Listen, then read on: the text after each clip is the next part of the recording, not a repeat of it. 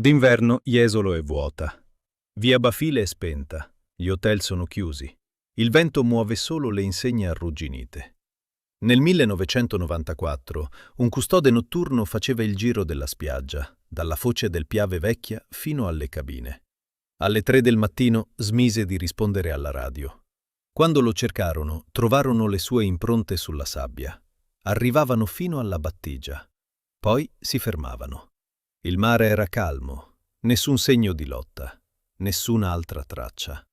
Il corpo non fu mai trovato.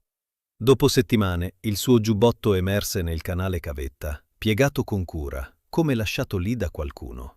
Da allora, d'inverno, chi passa vicino ai canali dice che l'acqua resta ferma anche col vento e che se ti avvicini troppo senti un passo dietro di te, ma le orme sono solo le tue. A Jesolo il mare non trascina via le persone. Le prende quando nessuno guarda. Perché qui lo sanno tutti, anche se nessuno lo dice. Il mare non prende le persone. Le trattiene finché la città non si dimentica di loro. E a Jesolo, d'inverno, dimenticare è facile. Come qualcuno che non vuole entrare. Vuole solo assicurarsi che tu sia ancora fuori.